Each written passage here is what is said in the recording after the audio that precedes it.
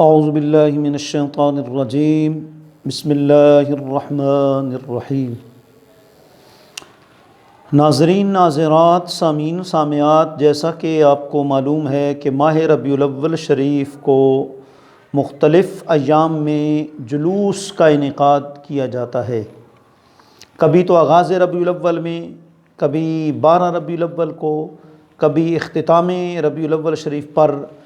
تو اس جلوس کی شرعی حیثیت کیا ہے؟ کچھ نادان لوگ تو اس پر بھی انہوں نے اعتراض کرنا شروع کر دیا ہے، حالانکہ پورا سال جلوس نکلتے رہتے ہیں۔ جی، کبھی مہنگائی کے خلاف جلوس نکلا، کبھی کس موقع پر جلوس نکلا، کبھی کس موقع پر، کسی پر اعتراض نہیں ہے۔ اگر اعتراض کرتے ہیں تو نعوذ باللہ من ذالک، آقا علیہ الصلوۃ والسلام کی ولادت والے مہینے ماہ ربیع النور، ماہ سرور، اس کے اندر جب جلوس نکلتا ہے تو کچھ نادان لوگ اس پر اعتراض کرتے ہیں۔ ہم نے آج انشاءاللہ العزیز ثابت کرنا ہے، دلائل کی روشنی میں ثابت کرنا ہے، پروف سے ثابت کرنا ہے کہ یہ جلوس نکالنا مطلب کوئی برا کام نہیں ہے، بلکہ دیکھیں یوم دن تحدث اخبارہا، قرآن نے واضح اعلان کیا ہے کہ جس جگہ پر بھی تمہارے قدم لگیں گے، یہ جگہ قیامت والے دن تمہارے حق میں یا تمہارے خلاف گواہی دے گی۔ یعنی اگر تم نے اچھے کام کیے، وہاں نعرہ تکبیر و رسالت لگایا، اللہ کا ذکر کیا، اللہ کے محبوب کا ذکر کیا، تو اچھی گواہی ہوگی، اور اگر اچھے کام نہ کیے تو یہی زمین تمہارے خلاف گواہی دے گی۔ دیکھیں، فرض نماز کے بعد سنت اور نوافل ہم جگہ چینج کر کے پڑھتے ہیں۔ اس کا بنیادی فلسفہ مولا علی قاری نے مرقات شرح مشکات میں ذکر کیا۔ آپ فرماتے ہیں یہ اس لیے کرتے ہیں، حالانکہ پوری مسجد ایک جگہ پر ہی سب کچھ کیا جا سکتا ہے، لیکن یہ آپ فرماتے ہیں یہ اس لیے کرتے ہیں تاکہ قیامت والے دن وہ جگہ بھی اس بندے کے حق میں گواہی دے۔ جی، تو ظاہر بات ہے کہ مسلمان جہاں اچھے کام کرتا ہے وہ جگہ وہ گواہ ہو جاتی ہے، وہ لوگ گواہ بن جاتے ہیں۔ انتم شہداء اللہ فی الارض، کہ لوگوں کو اس زمین میں گواہ بنایا گیا ہے۔ تو اب دیکھیں ان ساری باتوں کی روشنی میں جلوس شرعاً کیسا ہے۔ دیکھیں، آقا علیہ الصلوۃ والسلام کی آمد کا مہینہ ہے، حضور کی ولادت عظمیٰ، ولادت باسعادت کی خوشی میں جلوس نکالنا سنت صحابہ ہے۔ صحیح مسلم باب الہجرت آپ پڑھیں، اس کے اندر موجود ہے۔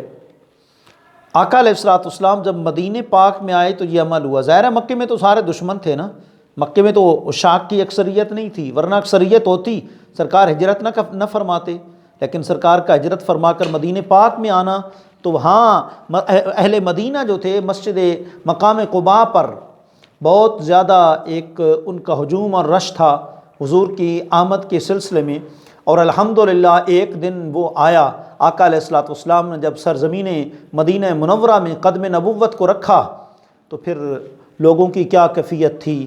فصعد الرجال والنساء فوق البیوت وتفرق الغلمان، صحیح مسلم کی روایت ہے کہ اس وقت کیا کیفیت تھی۔ جب سرکار تشریف لائے تو لوگوں کی خوشی و مسرت اور محبت و مودت کا یہ عالم تھا کہ گھروں کی چھتوں کے اوپر کچھ لوگ چڑھ گئے، کچھ غلام اور نوکر ارد گرد جو ہے وہ بکھر گئے، اور انصار کا قبیلہ اوس و خزرج کی جو بچیاں تھیں، سبحان اللہ، بڑا پیارا وہ گیت گانے لگی، بڑے عمدہ اشعار انہوں نے پڑھے۔ طلع البدر علینا من ثنیات الوداع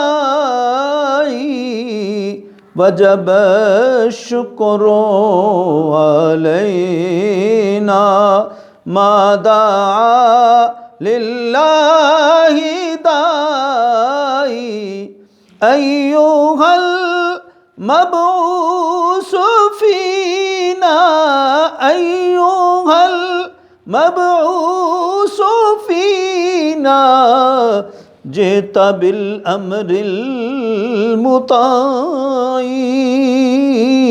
جئت بالامر المطاع۔ معلوم ہوا حضور کی آمد کے موقع پر نعت پڑھنا یہ بھی سنت ہے۔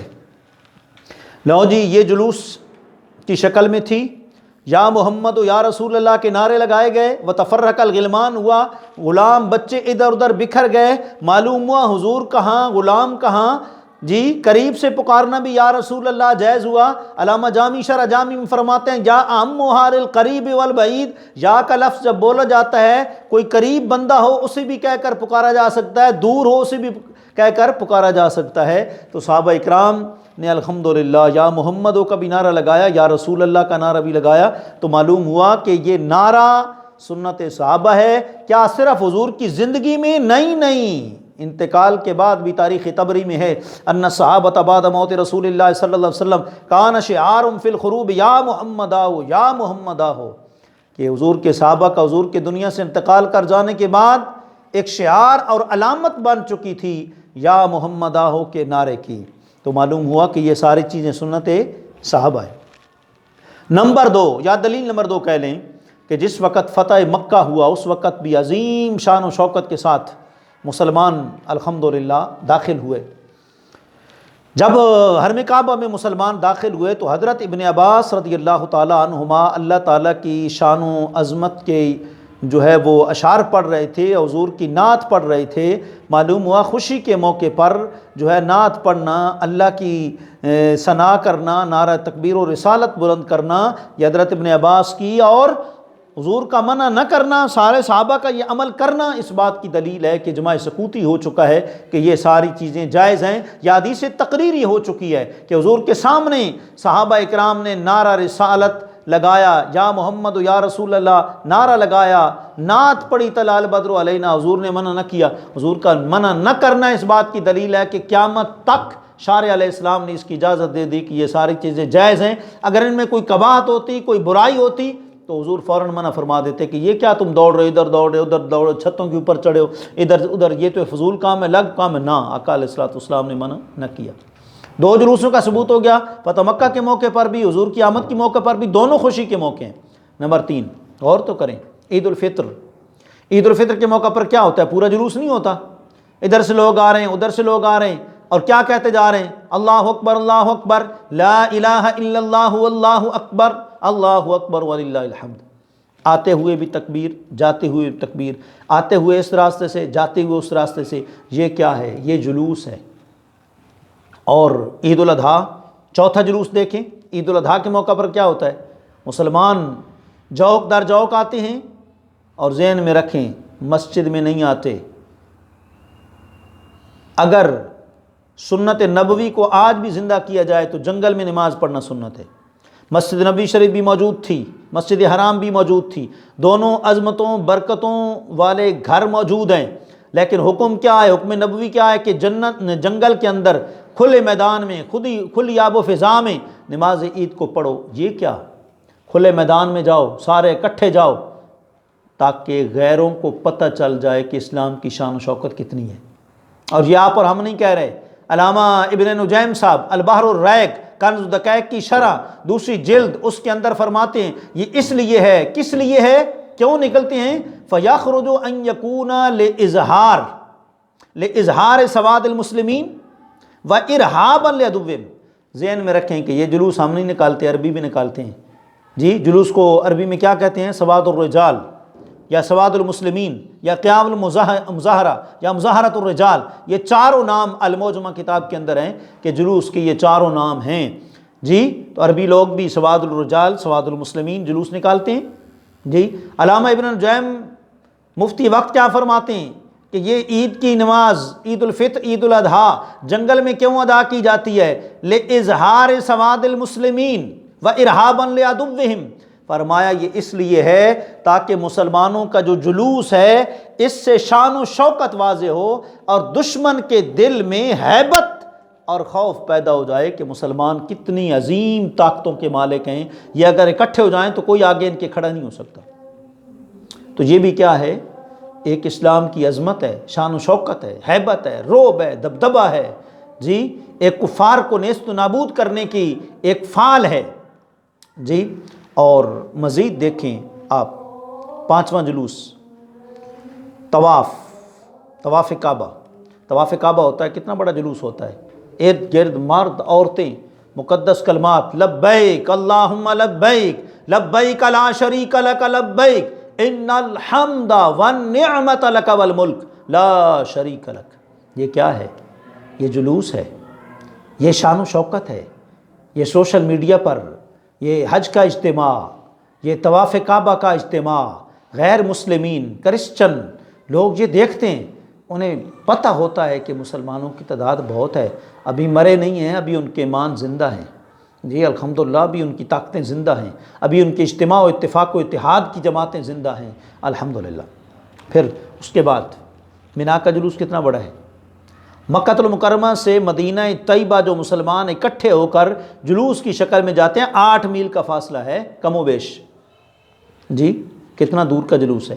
یہاں سے ہم محلہ گھوم کے آئیں تو لوگوں کو پریشانی ہو جاتی ہے کہ یہ کیا جی، یہ بیوقوف لوگ ہیں، بیوقوف لوگ ہیں۔ اللہ رب العزت نے یہ جلوس کس لیے رکھے ہیں؟